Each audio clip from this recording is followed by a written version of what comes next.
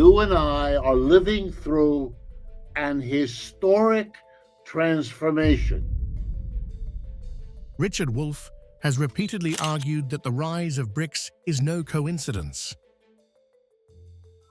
BRICS is the new dominant economic powerhouse center. For him, the growing alliance between Brazil, Russia, India, China, and South Africa reflects a global shift away from US dominance. The way to handle that is to cut the United States out of your international transactions. These nations are finding common cause in building economic partnerships that deliberately bypass Washington. I call this one the importance of the BRICS.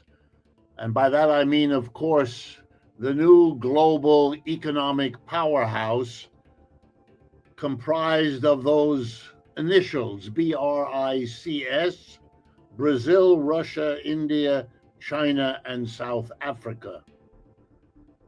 At the very end of August, they have gathered, most of them, not all, but most, in China to celebrate a meeting of the Shanghai Cooperative Organization, which includes a number of BRICS members in China and in Asia, and also to celebrate victory over the Japanese 80 years ago at the end of World War II.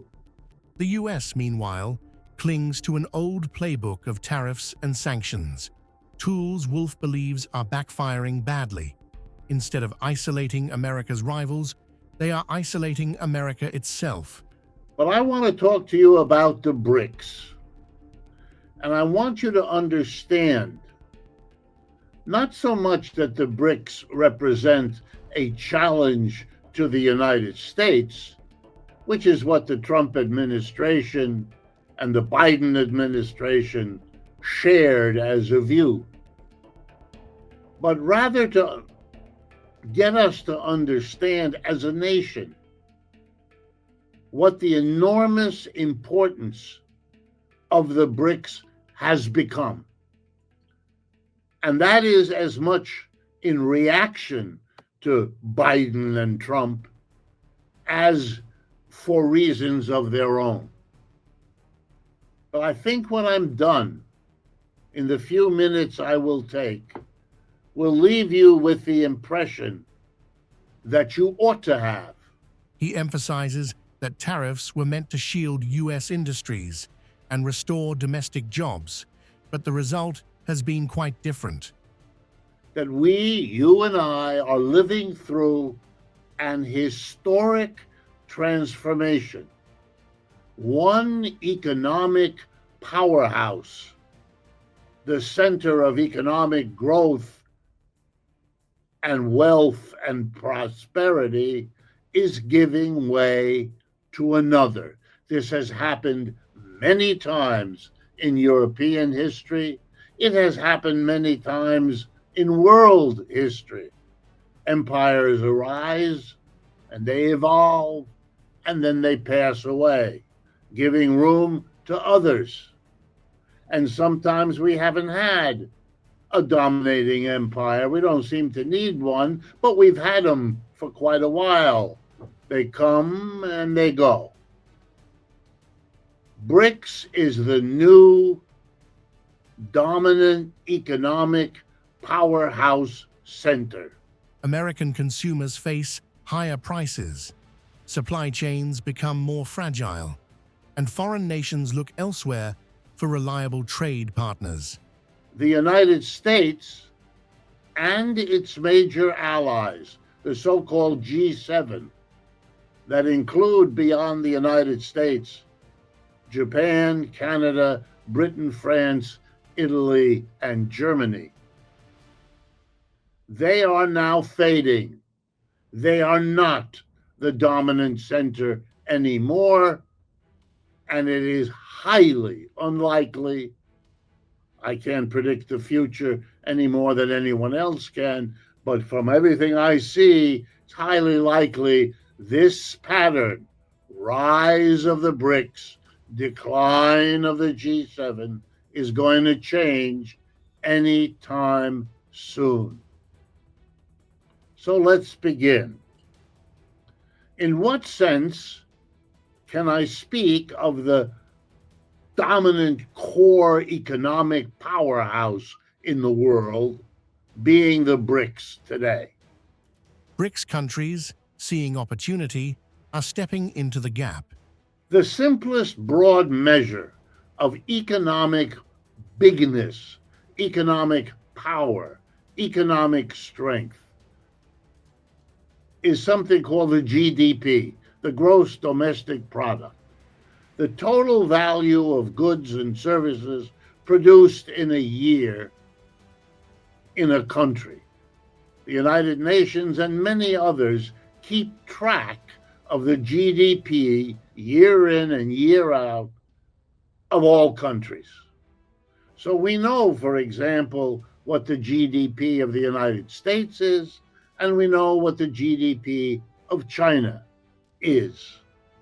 We likewise know, because we can add them up, what the GDP is of the United States and the 6 allies that make up the G7, and we know what the GDP is of China and its allies, namely now the BRICS. They trade with each other in local currencies, launch infrastructure projects, and coordinate energy deals, all while reducing their dependence on the dollar. The United States has completely embargoed Cuba, right? Since 1961. That's more than half a century. Has it overthrown the Castro government? No, it hasn't.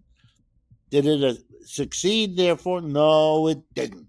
One of the most recent countries to join the BRICS, you guessed it, Cuba, right? So there's lots of examples where they don't work, but it's worse. One of the things that the sanctions teach is what that merchant told you in Hong Kong. You want to get out from the risk of a United States either under Trump or under God knows who comes after Trump, who might decide to use this or that economic weapon. The way to handle that is to cut the United States out of your international transactions. Wolff argues this isn't just an economic adjustment. It's a historic rebalancing of power. Sanctions, too, are part of the problem. If you have a choice between selling whatever your country produces to the United States, or maybe instead to Europe, or sell it to the other one, don't sell it to the United States. Even sell it at a bit lower price, because that will come back to bless you, because the Americans can't do anything, and these other people aren't behaving that way. And until others do, you're going to... And now here's the biggest one of all. The country that was most discriminated against since 1945 is China, because they had a successful communist revolution. It took power in 1949, and the United States didn't recognize them until 1971, when Kissinger and Nixon went to China. So, no trade happened with them. While Washington uses them as a tool of punishment, Wolff warns that they accelerate the creation of alternatives. They were not eligible for any kind of assistance. The United States blocked them at every point. And the irony, China is the greatest success story of the last half century. Shutting them down, making them become reliant on themselves without access to Western technology, Western finance, Western markets, was the best thing that happened. I'm exaggerating, but you're getting the point. They were able to turn inward and to develop an economy which now is the greatest competitor the United States has ever had, and is beating them at more things than it's not beating them, so that when it's not beating them, you always have to add the word yet, because they're doing it in AI, they're doing it in electric vehicles, they're doing it across the board. I'm interested in understanding the history, because everything that's happening now is a product of that which happened before. It's a complicated product. These things are very multiple in their determinations. But when you try to unravel why things happen, you do understand them better. It gives you a more satisfying story about what is happening in the world you inhabit. And if you're of a certain mind, I am, that's very important, very satisfying to understand what's happening. I understand there are other folks who don't want to, consciously or unconsciously, who are frightened about what they may learn, who are worried about where it might point. At the core of Wolff's thinking is the belief that modern capitalism, particularly in the United States, is deeply flawed in how it distributes wealth and power. I'm talking, when I talk about silence, I'm talking about what I think goes by the name mainstream media or mainstream discourse. It's really still quite rare, but it exists, no question. And in podcasts and in the kinds of programs like yours, and indeed I do programs about this all the time on the radio and on YouTube and all the rest. So there are people picking it up, yes. And my hope is there will be more of them, and that eventually it'll force its way on to a broader agenda. Number one. Number two, Mr. Biden's presidency was, for me, the reassertion of the same old, same old. In other words, it was the reaction against Trump. 4 years of Trump provoked a reaction. And go back to what we had. Because Mr. Biden is like a poster child. He supports the idea that workers, rather than distant shareholders or executives, should have control over the companies they work for. He's been in the Senate from day one. Been there for, forever. I remember as a college student, his name came up because I paid attention to things like that. Number one.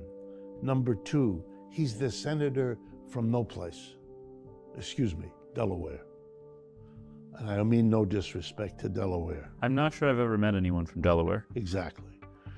Delaware is a place where corporations go, and they have gone there for a century because it has the friendliest laws of any of the 50 states to corporations. In this model, decisions about pay, operations, and business direction would be made collectively.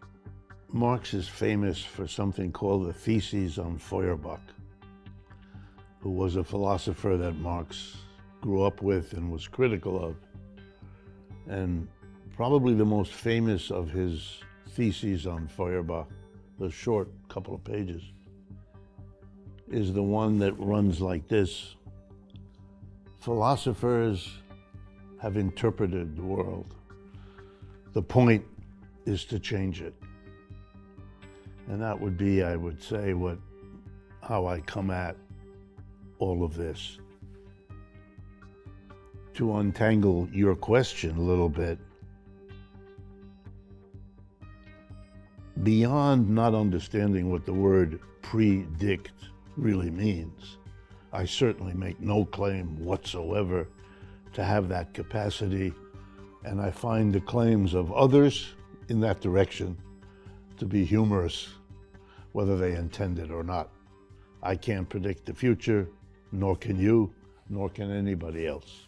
His work aims to make complex economic ideas accessible to the public, often through his media platform, Democracy at Work, and his radio program, Economic Update. But for me, as for many, understanding the world you live in is a more satisfying way of living in it than not. And so I spend a lot of time, a lot of effort, understanding how we got to where we are as a way to understand what's unfolding. Again, not to have some prediction about the future. There are always large parts of the explanation of anything that we can't manage. It's too complicated. Human beings can't do that. Never have, and don't do it now either. It's what a whole list of thinkers meant by the term overdetermination. In other words, things that happen, anything, are shaped by so many other things going on that the so many is handled by the mathematical symbol infinity. And you're not going to grasp infinity. That's the whole point of the symbol of infinity. It's the other side of what you can do. For Wolff, the 2008 financial crisis was not just a moment of economic mismanagement. It was a symptom of a systemic failure in how capitalism operates. Except in politics, where we don't need it. 2 is more than enough. We want 15 kinds of toothpaste in the supermarket on that shelf. We want green toothpaste and toothpaste with little blue speckles in it, and toothpaste that'll make your nose shine as well as your teeth. We want all that choice, and all of our choice. But when it comes to politics, 2 is good. All we need is 2. 2 that are colorless copies of each other most of the time, at least in my lifetime, post-World War II. Trump blows that up. Trump says no. Wolff's alternative is rooted in worker cooperatives and democratic forms of enterprise. It did that on purpose to bring them there, because not too much else goes on in Delaware. I'm being a little mean, but I want you to understand, he's a senator from a corporate state. He's the It's a little bit like being Mr. Schumer. That's a senator from another corporate state, namely Wall Street. So, and you are governed by all of that. You pretend otherwise. That's who you are. And that's who he was. And he was never very important, and he was always, and also ran. And it made perfect sense for Obama, who is a different in another way, because he's brown, to take somebody who is so traditional and make him vice president, which is how he becomes president. It's just, it's odd this way. Richard Wolff views Zohran Mamdani's recent win in New York as a clear signal of political change brewing beneath the surface of American politics. And there's a reaction that people have when they figure out, each in their own little moment, when you figure out that you don't know. And now you are angry because you're being played with. That anger showed up in the race for mayor in New York in a very dramatic way. I'm going to give myself as an example. I live in Manhattan. I participated in that vote. The vast majority of candidates never interacted with me, neither where I shop, nor where I work, nor in my home. However, 2 candidates actually sent a human being. One, the local city council candidate, who won, a young woman whose political affiliations are the usual, that is to say, nothing. For Wolff, Mamdani's victory is not just about one district or one election. It reflects deep frustration with the status quo. 3 young people came to me for Mamdani. On one occasion, 2 young men, and on the other occasion, 1 young woman. All three were in their 20s. I could see them and look at them. They had lots to tell me about Mamdani, but I cut them short and told them they didn't need to. This household would all go for Mamdani. Particularly among working class and young voters. Wolff argues that Mamdani's success shows how a bold, progressive message focused on housing rights, economic justice, and social equality can energize communities often ignored by traditional politicians. Mamdani made the decision, to his credit, to do that, to try to reach voters one by one in an endless process of citizen talking to citizen. And you don't have to be a Freudian psychologist to understand the importance of that is not the words that are spoken, whatever they are. It's the moment in which a person like you, who lives a few blocks from you and has a life more or less like you do and shops where you do, felt strong enough to come and talk to you. That's worth $1 million of bullshit publicity.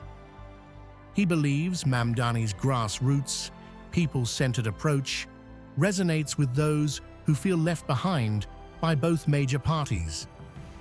Mr. Cuomo raised money and presented the usual theater, and the people of New York responded by giving him the middle finger. Mr. Mamdani is something real because he's so different from the normal theatrics. So this is a vote that is corroborated by most of the polls that I see, conducted by the Pew folks who do very good polling and many of the others. And that is the majority of people in the Democratic Party are alienated from that party, and it is true of the Republicans now as well. In contrast, Wolff criticizes the Republican Party for its failure to connect with this growing political energy. I was dubious that he could do this, Mr. Mamdani, and I was wrong to be dubious. He did it. He did it better than I thought he could ever imagine doing it. I don't know him personally, but I would guess if he were sitting here, he'd probably admit that he's overwhelmed by it as well. We live in a country that for the last 75 years has basically decreed that any candidate for elective office who accepts the label socialist is thereby committing political suicide and will not be heard from again. And one of the reasons Bernie Sanders is the important person he is because he broke that taboo a few years ago. Despite their tough rhetoric on crime and immigration, Wolff says Republicans have offered little to address the real material concerns of struggling Americans. And the trick will be, can he sustain it? Can he build on what he has started, a good, solid foundation, a spectacular win? Can he? Will he get the good advice from AOC and Bernie and the others to help him do that? Or will the assembled theater producers unify themselves the way Michael sketched it and rally behind anybody, somebody? Wolff also points out that Republican economic policies, tax cuts for the wealthy, deregulation, and opposition to labor rights have made it harder for them to build trust with ordinary people. This is, therefore, a very remarkable moment in which, as Marx would have loved pointing out, the internal contradictions of capitalism, the financialization not only of the economy, but of the electoral process, its distraction from all human interaction, the desire of capitalists to make money by having each of us lost in our little cell phone, lost in our internet box, unconnected to anybody else, so that every human activity is mediated by their system of mass media and mass control. They are looking for candidates who speak directly to their daily struggles. The focus here is to actually ensure a fair property tax system, and that the use of that language is just an assessment of the neighborhood. All right. You are a self-described democratic socialist. Do you think that billionaires have a right to exist? I don't think that we should have billionaires because, frankly, it is so much money in a moment of such inequality. And ultimately, what we need more of is equality across our city and across our state and across our country. And I look forward to work with everyone, including billionaires, to make a city that is fairer for all of them. If parties like the GOP fail to address inequality and economic insecurity, more progressive leaders like Mamdani will continue to rise. All that we're watching is a reaction against that. The candidate who can mobilize that, Mr. Mamdani in this circumstance, yet others we don't know of yet, who will pick up this baton. If any of this comes true, as I see the possibility, and as I know others like me see the possibility, we are going to be in for some big changes. That's why Mamdani won. There is a reaction going beyond the details of Israel or Judaism or any of this. It's the honest expression of a population that knows it's being ripped off economically, politically, ideologically. In the long run, Wolff sees this as part of a broader shift. And whoever can emerge from this bad time with some genuine honesty attached to him or her will do very, very well. And right now, to my fellow left of center Americans, Bernie has that, and AOC has that, and now Mamdani has that, from which certain lessons should be drawn for all of you in terms of thinking about what strategies you should pursue to try to take advantage of this situation.